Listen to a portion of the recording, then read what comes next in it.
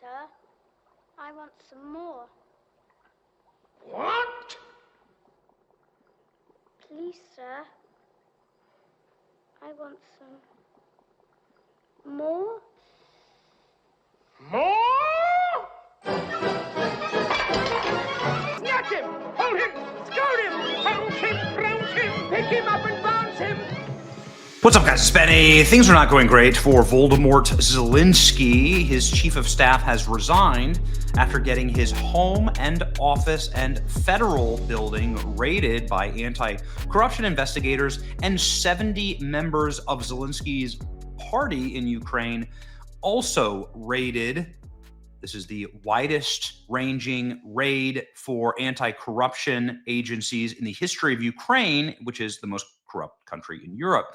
So it's a huge blow for Zelensky. Andrei Yermak is the individual who apparently has provable hundreds of millions of dollars of fraud against the American taxpayer for stealing money that we send them there to fight the war. Not doing a great job of that. This is, of course, a massive blow for Zelensky, who is probably doing some massive blow right now because things are really intensifying against him as the corporate media begins to turn. You knew this was going to happen against Zelensky and his team. Once the money stopped rolling, once peace deal was on the horizon, once they didn't need an actor anymore as president of Ukraine, which is exactly what Zelensky is, and a failed comedian, they were going to throw him overboard, as they always do. Zelensky's government sabotaged oversight, allowing corruption to fester, says the New York Times. Ooh, boy. Here we go. Ukrainian leaders blame independent advisors for failing to prevent graft. A Times investigation found the President Volodymyr Zelensky's own administration removed guardrails. Ooh. When Russian troops invaded Ukraine, Kiev's Western allies face a dilemma.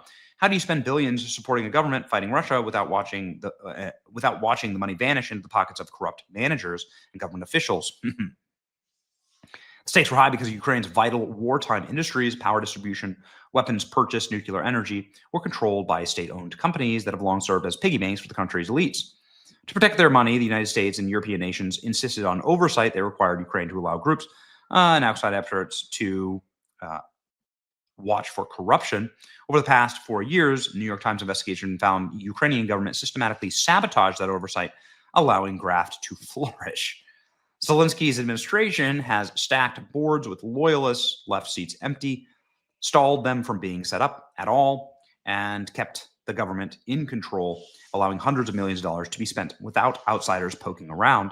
Supervisory boards serve as essential oversight for function, allowing independent experts, typically from other countries, to scrutinize major decisions, Ukrainian state-owned companies.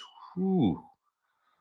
Do you understand how crazy this is? The New York Times is writing sentences like this, that they are finally doing a 4-year investigation. This just proves they were always planning on kicking this guy out.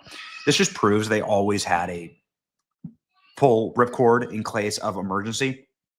Central to the corruption scandal swirling around Mr. Zelensky's government, anti-corruption authorities accused members of his inner circle of siphoning off and laundering hundreds of millions of dollars from the state-owned nuclear company, Energom. Mr. Zelensky's administration has blamed Energom's supervisory board of failing to stop corruption, but Mr. Zelensky's government itself that neutered their supervisory board, the Times found.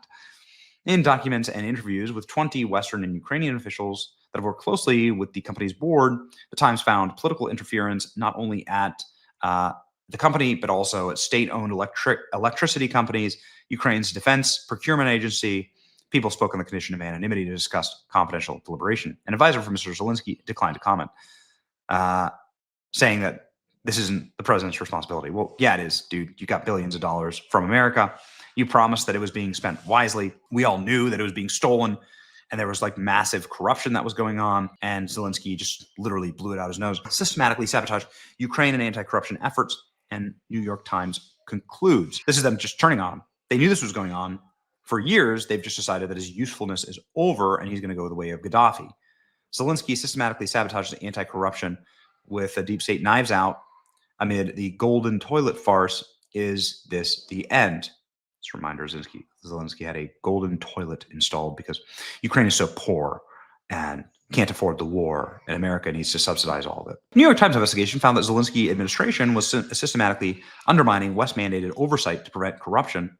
To reassure donors who funded critical sectors of energy, arms procurement, and nuclear power, Ukraine agreed to allow independent oversight. The interference allows corruption to thrive. Western donors prioritizing Ukraine's war effort have reluctantly tolerated these practices. However, the scandals now threaten Kyiv's access to crucial reconstruction funding and weakens the case for EU and NATO. Clearly, the New York Times would never have published this article unless it had been instructed to do so by whoever gives orders these days.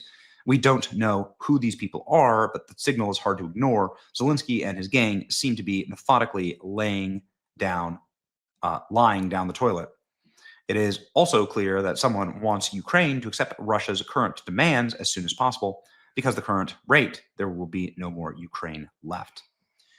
Everything is collapsing for Zelensky. Everything is collapsing for Zelensky. A New York Times piece, and of course the globalist paper of record, is the perfect sign. Also, Don Jr. here speaking in Doha, talking about Ukrainian corruption, how obvious it is to anybody who can just have a set of eyeballs and a functional brainstem in Europe. Here we go. One of the most amazing things I got to witness, I was this summer with my beautiful girlfriend Bettina in Monaco, and we were driving around, and on an average day, 50% of the supercars, the Bugattis, the Ferraris, this, all had Ukrainian plates. Do we think that was actually earned in Ukraine? I'd been to Ukraine 20 years ago. It wasn't like there was a plethora of wealth there. And yet, you see the number two there getting arrested for stealing hundreds of millions of dollars. You hear all the rumors about what's going on. When I see every license plate on a supercar in Monaco being Bugattis, the rich fled. They let what they believed to be the peasant class fight these wars. And there was no incentive to stop, because as long as the money train was coming and they were stealing it and no one was auditing anything, the leaders, the decision makers, there was no reason for them to ever come to peace. No different than Putin. It wasn't the son of oligarchs that were fighting these wars. It's someone from Siberia that they're sending there. And he utilized the war to rebuild his manufacturing base. It was very clear that the sanctions that we put on did nothing to actually help. All it did was jack up the price of oil, which allowed him to basically pay for the war with the delta between the two while building up his manufacturing base. There was no incentive for anyone to ever get to the table. Zelensky knew he wouldn't win another election again, and they were continuing to steal. Putin was building up his manufacturing base, and all we had in the wake was millions of young men dying for nothing. Yeah, dude. When you're getting headlines like this in corporate media and headlines like this in corporate media, your days are numbered. Days are numbered. Devastating corruption investigation finds Zelensky administration systematically weakened. The protections, these revelations essentially mean that certainly large chunks of the loans to Ukraine will end up stolen by Zelensky's favorite elites. Bad news for Europe, but even worse news for Ukrainian soldiers who rely on the money to fight Russia. Why are they telling the truth now? It's the obvious question. They've given up. If the New York Times is admitting this now, there must be some real stuff going down. The least surprising revelation ever, New York Times, which has vocally and vehemently championed Zelensky and financing of Ukraine, documents how Zelensky and his top aides facilitated the stealing of billions. Oh, you know what? That's how you know. That's how you know. It's your boy Benny. Like, share, and subscribe. It's over for Zelensky. I've been saying it for weeks. It's over. I've been saying it for months, but it's over. It's over. Pack it up. Make peace now. Pack it up. And it's over. See ya.